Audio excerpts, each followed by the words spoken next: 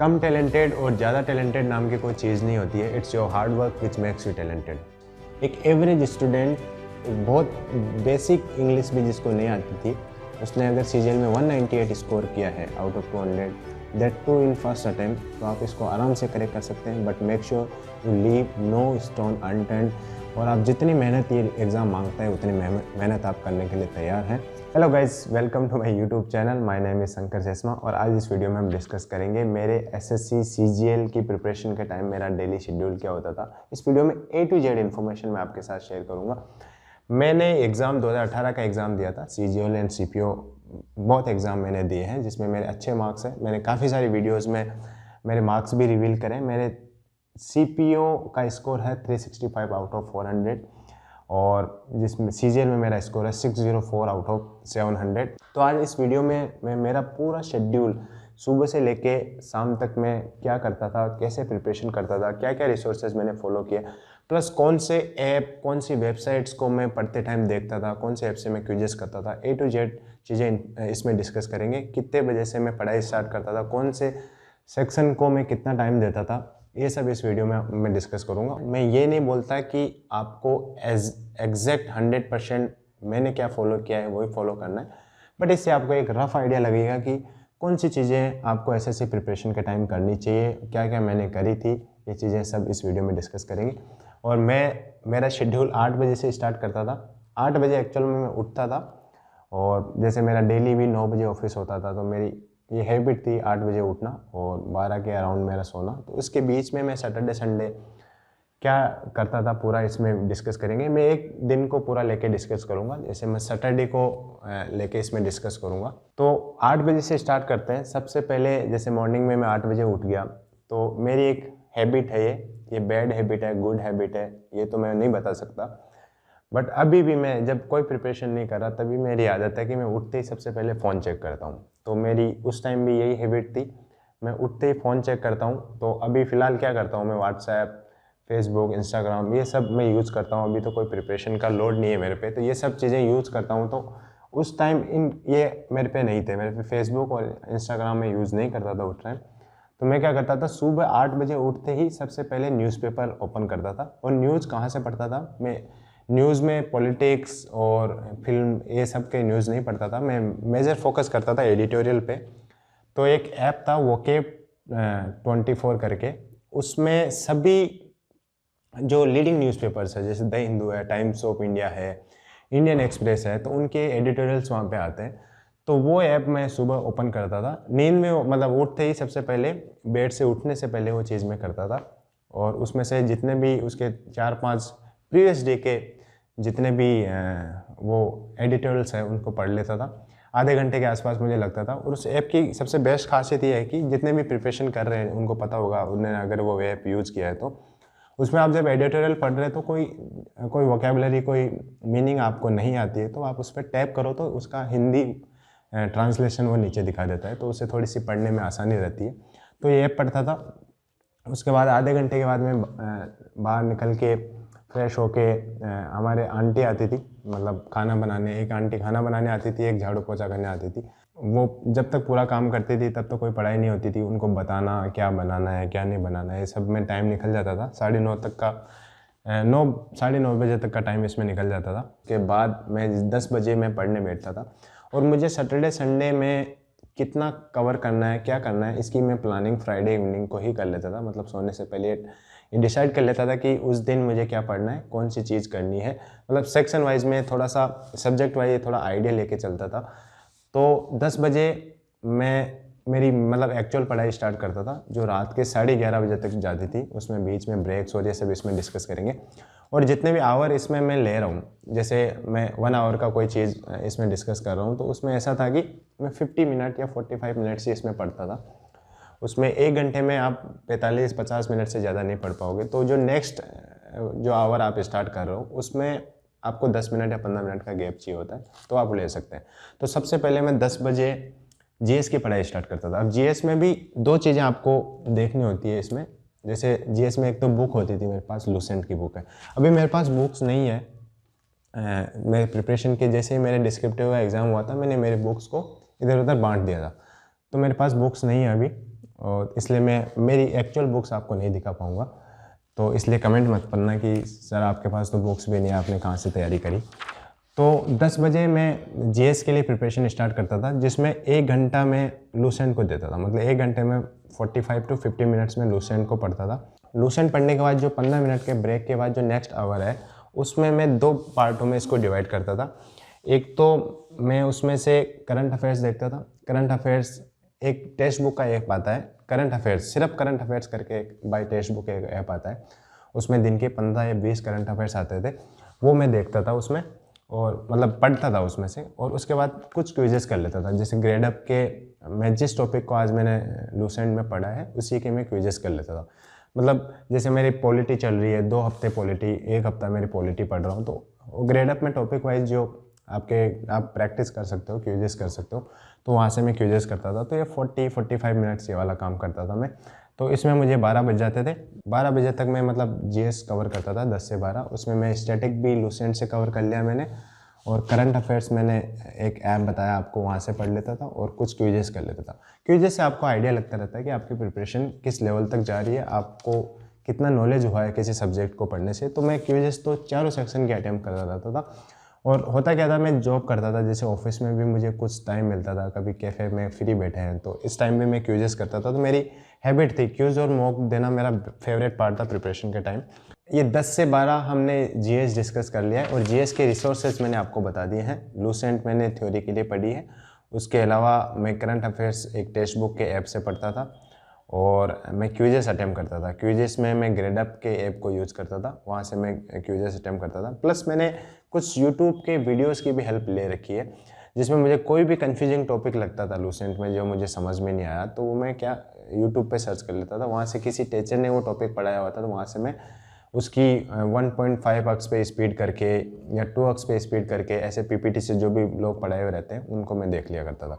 तो ये मेरे लूसेंट के रिसोर्सेज है, और ये कंप्लीट रिसोर्सेज है। मतलब इसमें इसके अलावा मैंने कुछ भी यूज़ नहीं किया था। मैंने किरण की प्रीवियस ईयर की बुक भी खरीदी थी जीएस की प्रिपरेशन के लिए, बट मैंने वो खरीद तो ली, लेकिन उसको पढ़ने का मुझे टाइम नहीं मिला था। तो इसके शुरू के 10-5 पेजेस ही मैंने पढ़े हुए हैं, उसके बाद मैंने प्रीवियस ईयर नहीं करा था। एक्चुअल में बहुत बड़ी बुक है, तो आप फुल टाइम प्रिपरेशन कर रहे हो तो वो बुक आप कर सकते हैं। अदरवाइज़ मुझे तो टाइम नहीं मिला था, टू बी फ्रैंक, तो बुक मैंने यूज़ नहीं करी है। और उसके बाद मैं 12 से 1 उठाता था इंग्लिश को मैं टोटल 2.5 घंटे देता था। तो उसमें प्री लंच में 1 घंटा और पोस्ट लंच में 1 घंटा प्रिपेयर करता था। तो प्री लंच वाले में मैं इंग्लिश की ग्रामर पर फोकस करता था। ग्रामर के लिए मैंने एक बुक पढ़ी थी एसपी बख्शी से मैं ग्रामर सेक्शन करता था। उसमें क्या होता था, कोई टॉपिक थ्योरी, उसके ग्रामर के रूल्स, और उसके बाद जो प्रैक्टिस उसकी दी हुई होती थी वो मैं इसमें से करता था। तो मैं एक वीक में ट्राई करता था कि 2 या 3 टॉपिक में उसके ग्रामर के कंप्लीट कर लूँ, और साथ में उसके प्रैक्टिस भी लगाता रहूँ। मेरा ये फंडा होता था, जो ग्रामर के रूल मैं एसपी बख्शी से पढ़ रहा हूँ, उसके जो पीछे की प्रैक्टिस सेट है वही मैं हमेशा प्रैक्टिस करता था। ऐसे नहीं कि ग्रामर रूल पढ़ लिए और उसके बाद कहीं और जाके प्रैक्टिस कर रहे हैं। उसके अलावा मैंने एक बुक पढ़ी थी वर्ड पावर मेडी, जो वोकेब पार्ट में मैंने पढ़ी थी, और एक पढ़ी थी मैंने एमबी पब्लिकेशन की जो बुक आती है वो प्रीवियस ईयर की। तो मैं जैसे ग्रामर मेरी शुरू के दिनों में मेरी प्रैक्टिस हो गई, 2-2 3-3 बार मैंने ग्रामर के टॉपिक्स प्रैक्टिस कर लिए, और वर्ड पावर मेडी से मैंने वोकेब कर ली। तो उसके बाद एसपी बख्शी की भी वोकेब में पढ़ता था, और एमबी की प्रीवियस ईयर की वोकेब भी आती है, वो भी मैं पढ़ता था। उसके अलावा मैं प्रीवियस ईयर की कंपाइलेशन की पीडीएफ डाउनलोड करके रखी थी मैंने गूगल से। उन ईयर वाइज जो वर्ड्स आते हैं एसएससी के एग्ज़ाम में वो कंपाइल कर रखा था, तो मैं उसको देखता था। और उसके बाद मैं 12 से 1 ग्रामर पढ़ ली, उसके बाद उसी टॉपिक की मैं वो कर लेता था स्लॉट। और अगेन ये जो भी जितने भी 1 घंटे के मैं स्लॉट्स बता रहा हूँ उसमें 50 मिनट्स ही पढ़ता था मैं, 45 टू 50 मिनट। और आप देखोगे जब पढ़ने बैठते हो ना तो 45 मिनट्स मोर देन एनफ होता है। उस टाइम आते आते आपकी बॉडी और माइंड दोनों जवाब देने लग जाते हैं। तो आप ट्राई करोगे 40 से 50 मिनट्स के बीच के आप स्लॉट्स बनाएं, और लास्ट के 10-15 मिनट्स आप ब्रेक में रख लो। उसके बाद मैं 1 बजे से मॉक देता था, 1 से 2 मेरा मॉक होता था। और मैं ये सजेस्ट नहीं करूँगा कि आप डेली मॉक दो, बट आप वीकेंड पे मॉक लगा रहे हो तो बेस्ट है वो। मतलब वीकेंड पे 2 मॉक आप लगा सकते हो, आपका एक बार सिलेबस हो चुका है। और ये मेरा फंडा होता था। मैं तो मॉक तो मैं बहुत ज़्यादा लगाता था, मतलब जैसे लास्ट के 1 मंथ में मैं तो डेली मॉक लगाता था। उससे पहले तो वीकेंड पे 2 मॉक तो मैं देता था। जितने भी अच्छे अच्छे प्लेटफॉर्म है वो वीकेंड्स के फ्री मॉक देता है, जैसे SSC ट्यूब है उसका भी आता है, अनअकैडमी का भी आता है, और टेक्स्ट बुक के भी आप फ्री मॉक आप देख सकते हैं। तो इसमें क्या होता है, वीकेंड्स पे मैं मॉक लगाता था 1 से 2 मॉक लगाता था, उसके बाद लंच कर लेता था और एक घंटा पूरा लंच, और उसके बाद मतलब ऐसे सुस्ताने में कुछ वीडियो देख लिए, ऐसे में निकल जाता था 2 से 3 का टाइम वैसे निकल गया। फिर जैसे 3 बजे मैं वापस बैठता था, जो मैंने मॉक दिया है उसी को मैं एनालिसिस करता था। और मॉक के एनालिसिस में एक चीज़ का मैं ध्यान रखता था, जो भी जैसे रीजनिंग GS और इंग्लिश का मैं मॉक का एनालिसिस मतलब ऐसे देख लेता था कि कौन से क्वेश्चन सही हुए हैं, कौन सा गलत हुआ है। मुझे थोड़ी मैथ्स में दिक्कत रहती थी, तो मैथ्स का मैंने अलग से बुक बना रखा था। तो कोई भी मॉक में कुछ अलग से कॉन्सेप्ट दिखता था मुझे कि ये वाला कॉन्सेप्ट थोड़ा सा यूनिक है, या इस कॉन्सेप्ट को मुझे आते हुए भी ज़्यादा गलतियाँ हो रही है, तो उनको मैं उस एरर बुक में वो क्वेश्चन एज इट इज छाप लेता था, छाप के उसका सॉल्यूशन भी लिख लेता था। तो ऐसे करके मुझे 500-600 क्वेश्चन हो गए थे लास्ट तक, तो उसको भी मैं 3-4 बार रिवाइज करके गया था। तो ये चीज़ें छोटी छोटी चीज़ें हैं जो आपको ध्यान रखते हुए चलनी पड़ेगी। मतलब ऐसा है कि इनको इग्नोर भी करोगे तो ऐसे कोई बहुत बड़ा बाउंडर नहीं होगा, बट 2-4 नंबर आप जुड़ते जुड़ते एक अच्छा स्कोर, आप डिसेंट स्कोर आप करते हो। अब मॉक का एनालिसिस करने के बाद मैं 4 से 5 रीजनिंग पढ़ता था। रीजनिंग में क्या था, मैं कोई थ्योरी कोई नोट्स कुछ नहीं बनाया था, और नोट्स की बात करूँ तो मैंने सिर्फ और सिर्फ मैथ्स में नोट्स बनाए थे, नहीं इंग्लिश, नहीं रीजनिंग और नहीं GS को किसी में भी नोट्स नहीं बनाए थे मैंने। GS के नोट्स क्या बनाओगे आप, मतलब लूसेंट एक बुक आप पढ़ रहे हो, लूसेंट अपने आप में एक बहुत ही शॉर्ट में दी हुई बुक है, वो अपने आप में एक नोट्स ही है, तो उसमें से फिर से नोट्स क्या बनाओगे, उसमें हाईलाइट करके आप पढ़ सकते हैं। और रीजनिंग का मैंने नहीं तो नोट्स बनाया था, नहीं कोई बुक खरीदी थी, तो मैं क्या करता था 4 से 5 के बीच में रीजनिंग पढ़ता था। और रीजनिंग में सबसे मेन फोकस क्या होता था, जैसे 15-15 मिनट के 2 क्विजेस में कर लेता था। तो उस क्विजेस में कभी तो ग्रेड अप से कर लेता था, और कभी मुझे थोड़े से अच्छे लेवल की क्विज करनी होती थी, तो मैं अड्डा 247 करके एक ऐप आता है, वहाँ से भी मैं क्विजेस लगा लेता था। तो रीजनिंग के 15-15 मिनट के 2 क्विजेस करोगे तो आप उसको फिर जब सबमिट करके फिर से सॉल्यूशन देखोगे, उसमें आपका 1 घंटा निकल जाता था। मैं 2 क्विजेस करता था डेली की, किसी भी टॉपिक की, या उठा लेता था 1-2 टॉपिक, या मिक्स क्विजेस कर लेता था, वो आप पे डिपेंड करता है आप कैसे कर रहे हो। लेकिन आप मेक श्योर कि रीजनिंग के जो प्रैक्टिस कर रहे हो आप उसमें क्विज स्टाइल में आप करोगे, तो आपका थोड़ा सा टाइम अच्छा आने लगेगा। उसमें होता है क्या है कि जब आप टाइम लगा के प्रैक्टिस करते हो तो आपकी स्पीड अपने आप नेचुरली बढ़ जाती है, या ऐसे सो के लेटे तो आप 1 घंटे में 10 क्वेश्चन भी नहीं कर पाओगे। तो इसलिए ध्यान रखो। उसके बाद 5 से 6 में इंग्लिश फिर से देखता था, और इस टाइम मैं वोकेबलरी पे फोकस करता था। वोकेबलरी जैसे मैंने SP बख्शी की कंप्लीट वोकेब कर रखी थी, और कंप्लीट वोकेब में कुछ फॉरेन वर्ड्स ऐसे वाले हैं वो हटा रखे हैं। SP बख्शी मैंने पढ़ी थी, तो उसमें उसके पैसेजेस क्लोज टेस्ट ये नहीं करे थे मैंने, उसकी वोकेब करी थी, पूरी ग्रामर करी थी मैंने। तो ये करी थी, SP बख्शी की वोकेब करी। उसके बाद मैंने वर्ड पावर मेडी जी की वोकेब पढ़ी, और उसके अलावा मैंने प्रीवियस ईयर की MB पब्लिकेशन के जो 1 वर्ड इडियम फ्रेजेस है वो पढ़े, और प्लस एक PDF थी कंपाइलेशन की, वो भी पढ़ी। तो वोकेब मेरी बहुत स्ट्रॉन्ग हो गई थी, मैं 1 घंटा इसमें वोकेब को देता था। अब इसमें बज गए हैं 6, और 6 बजे तक मेरी बॉडी ऐसे जवाब दे चुकी होती थी कि लिटरली आपको नहीं पढ़ना है अब। बट ये भी नहीं था कि बहुत मज़ा आ रहा है पढ़ने में, ऐसा कुछ नहीं था। जोर तो आता है, और मुझे लगता है हर किसी को जोर आता है, तो आप टॉपर हो चाहे आप नीचे से टॉपर हो कैसे भी हो, आपको पढ़ने में जोर आता है डेफिनेटली। मुझे जोर आता था, लेकिन एक टारगेट था मन में कि कैसे जैसे करके मुझे गवर्नमेंट जॉब लेनी है, प्राइवेट सेक्टर को मुझे छोड़ना है। इसलिए मैं मतलब मोटिवेटेड रहता था, सेल्फ मोटिवेशन मेरे में बहुत था उस टाइम। तो मैं पढ़ता था, तो 6 से 8 में रेस्ट लेता था। जैसे मार्केट में चले गए, कुछ ख़रीदना होता था, खुद घर का सामान वामान लाना होता था, उसमें चले गए। फिर आंटी आ जाती थी शाम का खाना बनाने, तो उसमें मैं 8 बजे तक मैं कुछ नहीं, छत पे घूम लिया, या थोड़ा बहुत ऐसे टहल लिया, या कुछ वीडियोस देख लिए। और हम 3 लोग रहते थे फ्लैट में, तो ऐसे गप्पे मार लिए, कुछ भी कर लिया, मतलब 2 घंटे का ब्रेक लेता था मैं। उसके बाद डिनर करके 8 बजे मैं पढ़ने नहीं बैठता था, 8 से 8:30 में वॉक करता था डिनर के बाद। तो इस वॉक में एक चीज़ करता था मैं, जो इंग्लिश की क्विजेस होती थी, जो मतलब इंग्लिश की जहाँ से मुझे क्विज अटेम्प्ट करनी होती थी, वो मैं वॉक करते करते कर लेता। घर के जस्ट सामने में सोसाइटी में रहता था, तो उसके बाहर पार्क में ऐसे वॉक कर लेता था। और कई सारे ऐप थे, जैसे nudge.me करके एक ऐप मैंने बताया पहले मेरे वीडियोज़ में, वो मैं यूज़ करता था, उसके वोकेब देख लिए। जो प्रीवियस ईयर की कंपाइलेशन की PDF थी उसको स्क्रॉल कर लिया, कुछ वोकेब देख लिए। ये करके मैं 8:30 बजे तक वापस पढ़ने बैठ जाता था। 8:30 से 11:30 बजे तक मैं मैथ्स पढ़ता था। ये सेक्शन थोड़ा टाइम ज़्यादा चाहिए आपको, क्योंकि इसकी प्रैक्टिस में टाइम लगता है। बाकी चीज़ें आप जल्दी कवर अप कर लेते हो, लेकिन मैथ्स में थोड़ा टाइम लगता है। मैथ्स में 2 ही बुक मैंने फॉलो करी थी। एक तो मैंने किरण की प्रीवियस ईयर ली थी, उसके बाद वहाँ से पूरे प्रीवियस ईयर के क्वेश्चन करे थे, और एक राकेश यादव के क्लास नोट्स मैंने पढ़ी थी। ये 2 बुक से मैंने प्रैक्टिस करी है। इन 3 घंटे में मैं थ्योरी भी पढ़ता था। जैसे मैंने कंप्लीट थ्योरी करी है, मैंने यूट्यूब से करी है, और मैंने नोट्स भी बनाए जो मेरे टेलीग्राम चैनल पे मैंने अपलोड करे हैं, तो आप वो देख सकते हैं नोट्स कैसे बनाना है। कंप्लीट नोट्स मैंने अपने टेलीग्राम चैनल पे डाले, जिसका लिंक आपको साइड में दिख रहा होगा। तो मैंने नोट्स जैसे एक बार थ्योरी पढ़ ली, तो इस 3 घंटे में जिन दिनों में मेरी थ्योरी चलती थी उस टाइम थ्योरी कंप्लीट करता था मैं, प्लस साथ में कुछ प्रैक्टिस भी करता था। एक बार थ्योरी आने के बाद मैं मैक्सिमम प्रीवियस ईयर को प्रैक्टिस करता था। और जब प्रीवियस ईयर ख़त्म हो गया तो मैं राकेश यादव के क्लास नोट्स भी 2-3 बार मैंने कर लिए थे। तो मैं ट्राई करता था इन 3 घंटे में कम से कम जितने ज़्यादा क्वेश्चन हो सकते हैं उतने प्रैक्टिस करूं। ऐसा कोई टारगेट नहीं होता जैसे कि आपको 200 क्वेश्चन डेली के करने ही करने। देखो, कुछ चैप्टर्स होते हैं जो ईजी होते हैं, आपके 100 क्वेश्चन भी हो जाएंगे। कुछ चैप्टर होते हैं हार्ड, तो उसमें आपके 50 क्वेश्चन भी नहीं हो पाएंगे 1 घंटे में, 2 घंटे में। तो ऐसा कोई टारगेट लेके मत चलो। तो आपका मैक्सिमम आउटपुट आप कितना दे सकते हो ये डिसाइड करके चलो, कि आपको 3 घंटे जो आप पढ़ रहे हो उसमें मैक्सिमम आप आउटकम दो। और इसमें 3 घंटे में भी आप 3 ब्रेक ले लो, 45 मिनट्स के, 50 मिनट्स के।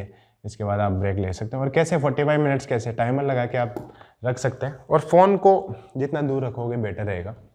मतलब फ़ोन का होता है क्या है, फ़ोन से कभी किसी ने व्हाट्सएप पे मैसेज कर दिया, किसी ने कुछ भेज दिया, हम उसको देखने लग जाते हैं, और फिर थोड़ा सा मतलब माइंड डाइवर्ट हो जाता है, और कितना टाइम वेस्ट हो जाता है हमें खुद पता नहीं चलता। उसके बाद मैं 11:30 से फ़ोन यूज़ करता था, कुछ वीडियोस देख लिए, जितने भी मैसेजेस हैं उनके रिप्लाई कर दिए। कोई डियर एंड नियर वन के मैसेजेस हैं तो उनके रिप्लाई कर दिए। ऐसे वाले मैं 11:30 से आधा घंटा यूज़ करता था। बट मैं ये मेक श्योर करता था कि जो मेरा सैटरडे संडे है उसमें फुल टाइम में यूज़ करूँ इसका। इसलिए इतना मतलब डेडिकेटली मैं पढ़ाई करता था सैटरडे संडे। और आप डेली अगर आप पढ़ाई करते हो तो आप 8 घंटे या 7 घंटे भी अपने टाइम में से निकाल रहे हो तो मोर देन सफिशिएंट होता है। और मुझे तो थोड़ा सा ज़्यादा एफर्ट पुट करना इसलिए पड़ा कि मैं जॉब करता था, तो टाइम की थोड़ी मेरे पे कमी थी। इसलिए मेरे जितने भी रिसोर्सेज थे बहुत सटीक थे, मतलब फालतू का कुछ भी नहीं पड़ा। मैंने कभी तो इंटरनेट से कोई PDF इधर उधर की PDFs नहीं डाउनलोड करी। जैसे टेलीग्राम पे आ जाती है, कुछ भी हो जाता है, तो टेलीग्राम भी उस टाइम में यूज़ नहीं करता था। कोई भी इधर उधर की PDF क्वेश्चंस भेज दिए, मैंने कभी सोल्व करने का ट्राई नहीं किया। जो मैंने आपको रिसोर्सेज बताए हैं अभी इसमें बताएं, वो मोर देन सफिशिएंट होता है। कुछ 1-2 मतलब 10-5% इधर उधर होता है सबके स्ट्रेटेजी में रिसोर्सेज, तो आप मैनेज कर सकते हैं। और कोई किस पब्लिशर की बुक पढ़ रहा है, कोई किस पब्लिशर की बुक पढ़ रहा है, तो ऐसा नहीं है कि जो मैंने फॉलो किया है आपके पास वो बुक नहीं है तो कुछ भी हो जाए वही बुक आनी चाहिए, ऐसा नहीं है। आप बुक्स को मैनेज कर सकते हैं। आप इसकी सेल्फ स्टडी कर रहे हो तो आप वैसे प्रिपेयर कर सकते हो, जो बुक लिस्ट मैंने बताई है वो फॉलो कर सकते हो। आप इसकी कोचिंग लेना चाह रहे हो तो आप कोई भी ऑफलाइन कोचिंग ज्वाइन कर रहे हो या आप ऑनलाइन बैच खरीद रहे हो तो आप वो ले सकते हैं। ऑनलाइन बैच में एक अनअकैडमी के 2020 और 2021 के बैचेज चल रहे हैं, आप वो ले सकते हैं। इसमें क्या होता है, जितने भी अच्छे अच्छे एजुकेटर्स हैं जो पहले ऑफलाइन पढ़ाते थे या किसी कोचिंग में पढ़ाते थे, आज वो अनअकैडमी प्लेटफॉर्म पे है। तो उन्होंने अपने जैसे एग्ज़ाम को टारगेट करते हुए अपने बैचेस बनाए हुए हैं, जैसे CGL और CHSL के टारगेट को लेके कई सारे बैचेस अनअकैडमी पे चल रहे हैं। आप वो ले सकते हैं, जो फाउंडेशन से आपको जो टॉप एजुकेटर्स है वो तैयार करवाएंगे। आप बैचेस ले सकते हैं। और जब आप बैच ले रहे हैं कोई भी अनअकैडमी पे, तो आप मेरा कूपन कोड यूज़ कर सकते हैं Mr. True Tales। इसमें आपको 10% इंस्टेंट डिस्काउंट मिलेगा। इतना ही है इस वीडियो में। आशा करता हूँ मेरे शेड्यूल से आपको कुछ सीखने को मिलेगा और आपके कुछ कन्फ्यूजन्स भी दूर होंगे कि एक्चुअल में जो अच्छे स्कोर करते हैं या जो वर्किंग है या फिर भी टाइम को कैसे मैनेज करना है, आपको कैसे चीज़ों को लेके चलना है। क्योंकि प्रिपरेशन एक सिंगल कंपोनेंट नहीं है, बहुत सारी चीज़ें जुड़ के आपका ओवरऑल प्रिपरेशन का स्कोर जो कार्ड बनता है आपका, उसमें बहुत सारी चीज़ें जुड़ के एडअप होती है। तो आप छोटी छोटी चीज़ों का ध्यान रख के चलते हो प्रिपरेशन के टाइम, तो डेफिनेटली आप अच्छा स्कोर करोगे। और आपको कुछ भी डाउट्स है इसके अलावा जो मैंने डिस्कस किया है तो आप कमेंट कर सकते हैं इसके वीडियो के कमेंट बॉक्स में, और आप मुझे इंस्टाग्राम पे भी मैसेज कर सकते हैं। मेरी इंस्टाग्राम की ID आपके साइड में दिख रही होगी। इतना ही इस वीडियो में। Thank you guys, thanks for watching.